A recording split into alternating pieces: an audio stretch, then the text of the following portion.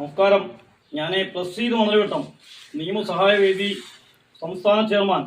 പ്രിയപ്പെട്ടവരെ, ഒരു ഗുരുതരമായ വീഴ്ച ചൂണ്ടിക്കാണിക്കുവാൻ വേണ്ടിയാണ് ഇന്ന് ഞാൻ നിങ്ങളുടെ മുന്നിൽ വന്നിരിക്കുന്നത്. കേരളത്തിലുടനീളം വീടുകൾ കേന്ദ്രീകരിച്ചും ലോഡ്ജുകൾ കേന്ദ്രീകരിച്ചും വ്യഭിചാരശാലകൾ ഉണ്ടായിരിക്കുന്ന സാഹചര്യമാണെന്ന് പറയുവാനുള്ളത്. കേരളത്തിലെ ഭരണകൂടവും പോലീസ് സംവിധാനവും അതുപോലെ തന്നെ കോടതികളും വ്യഭിചാരത്തിന് പൂർണ്ണ പിന്തുണ പ്രഖ്യാപിച്ചിരിക്കുന്ന ഈ സാഹചര്യത്തിൽ എല്ലാം കുടുംബങ്ങളിലുള്ള ഒട്ടനവധി ചെറുപ്പക്കാരായിട്ടുള്ള പെൺകുട്ടികൾ വഴിതെറ്റിപ്പോകുന്ന ഒരു സാഹചര്യമാണ് നമ്മൾ കണ്ടുകൊണ്ടിരിക്കുന്നത്. കൊട്ടാരക്കര ഷൈൻ ലോഡ്ജ് എന്ന് പറയുന്ന ഒരു ലോഡ്ജുണ്ട്. ആ ലോഡ്ജിൽ മനോജ് എന്ന് പറയുന്ന ഒരു സഹപ്രവർത്തകനാണ് സ്ത്രീകളെ കൊണ്ടുവന്ന് കൂട്ടിക്കൊടുക്കുന്നത്. അവിടെ എപ്പോഴും നോക്കിയാലും ഒരു 10 പെണ്ണുങ്ങൾ ആ റൂമിനകത്ത് മുഴുവൻ സ്ത്രീകളാണ്.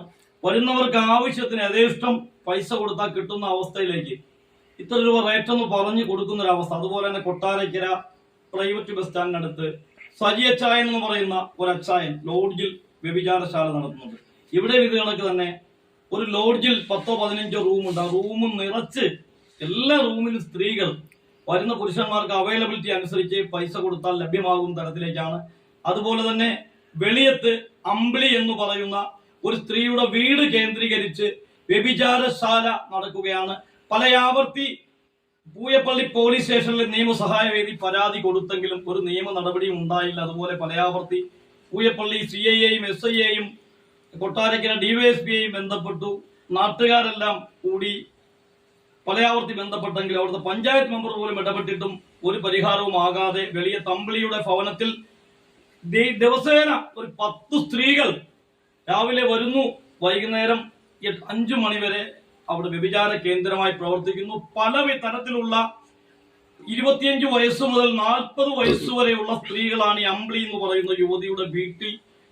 പല പാവപ്പെട്ട സ്ത്രീകളും അറിഞ്ഞും അറിയാതെയും ഇതിൽ ഇരകളായി മാറുന്നു.